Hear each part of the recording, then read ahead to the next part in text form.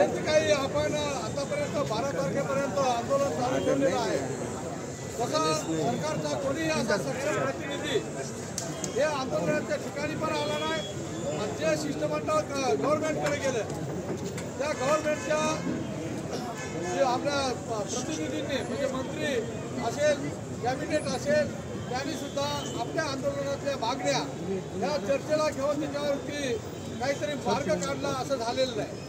झिरवाळ साहेब या आंदोलनकर्त्यांना घेऊन गेले होते, परंतु झिरवाळ साहेब उपाध्यक्ष आहेत महाराष्ट्राचे, खरं म्हणजे त्यांची फार मोठी म्हणजे प्रतिष्ठा आहे तिथं, परंतु त्यांना सुद्धा कुठल्याही प्रकारचा मान दिला जात नाही।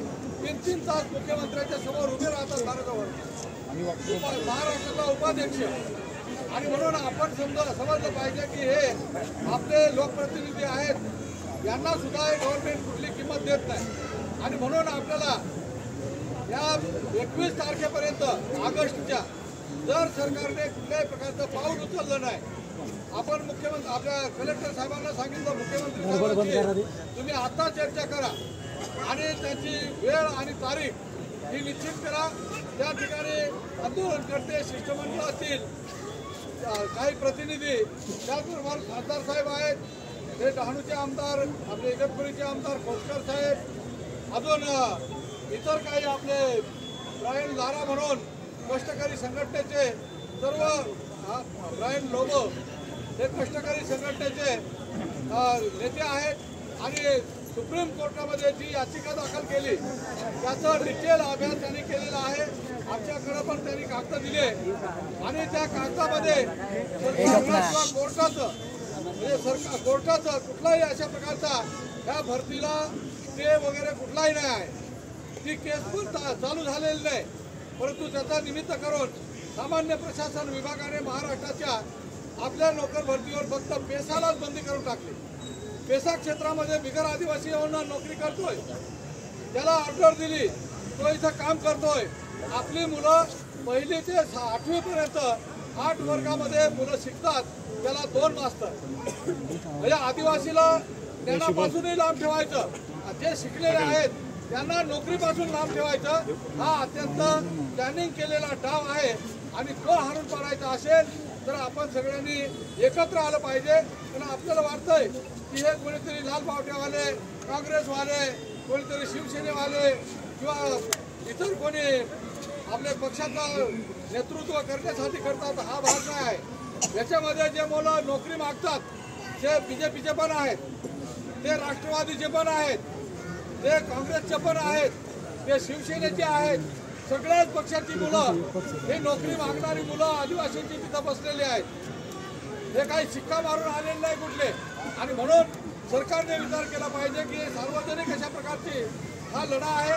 जी मुलं आतापर्यंत पाण्या पावसामध्ये 12 दिवस तिथं तग धरून बसलेले आहेत, त्याचा अंत पाहता कामा नये। हे संबंध आज आपण दाखवून दिलेले आहे सरकारला की ह्या मुलांचा अंत तुम्ही पाहिला तर आम्ही अजून आंदोलन तीव्र करू, सरकारचा कारभार ठप्प करू। 21 तारखेच्या नंतर जर सरकारने काहीच चर्चा केली नाही, याच्यातून मार्ग काढला नाही, तर हे आंदोलन 21 तारखेपासून संबंध पेसा क्षेत्रामध्ये सर्व रस्ते बंद राहतील, सर्व तहसील ऑफिस, बीडीओ ऑफिस, प्रत्येक ऑफिस असेल हे पेसा क्षेत्रामध्ये ज्या सरकारने केंद्र सरकारने बाबासाहेब आंबेडकरांनी ज्या सवलती दिलेल्या आहेत त्या सवलतीची अंमलबजावणी करताना जर हे वेळोवेळी अडथळे करत असतील तर आम्ही ते चालू देणार नाही। आणि म्हणून हे जे काही ऑफिस आहेत, तहसील ऑफिस कोणासाठी आहे, तिथं बीडीओचं ऑफिस कोणासाठी आहे, पेसा क्षेत्रामध्ये आदिवासींसाठी आहे। ते ऑफिस जर आम्हाला कुठलीही सवलत आमच्या दारापर्यंत येऊ देत नसतील, हे ऑफिस काय झक मारायचे आम्हाला ठेवायचं। आणि म्हणून या ऑफिसवर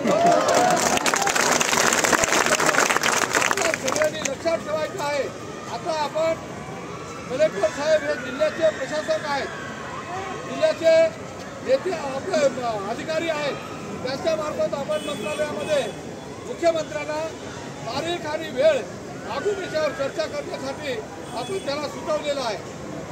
आता आपण या विभागामध्ये आपलं पालन होत आहे, म्हणजे आपले जे पालक आहेत ते आदिवासी मंत्री, आदिवासी विकास मंत्री आपले गावित साहेब त्यांचे खात्याचे कमिशनर सर्वात मोठी जागा जी आहे कमी आयुक्ताची, ते आयुक्त आपले नाशिकमध्ये राहतात.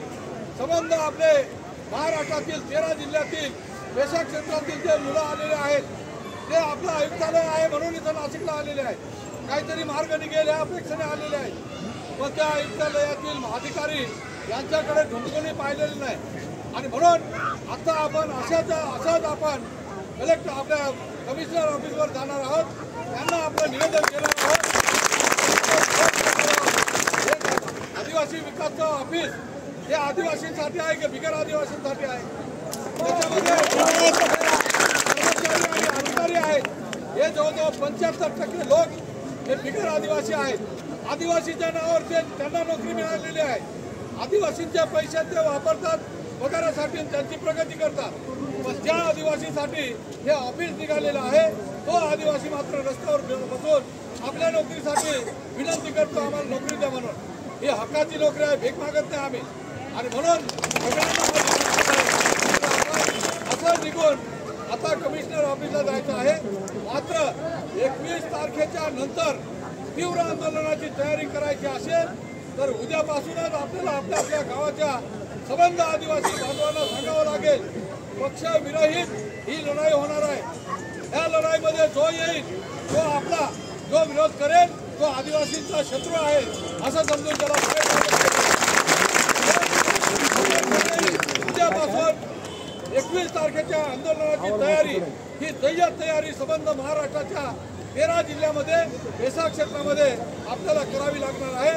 आणि त्याची चुणूक एकदा सरकारला दिसली हे सरकारच म्हणेल की या बोलायला आम्ही तयार आहोत. आता पण आपण जर भीक मागत बसलो सरकार तुम्हाला फिरणार, आपले पाठ फिरवून सुद्धा पाहणार नाही. याचा अनुभव तुम्हाला पण आहे.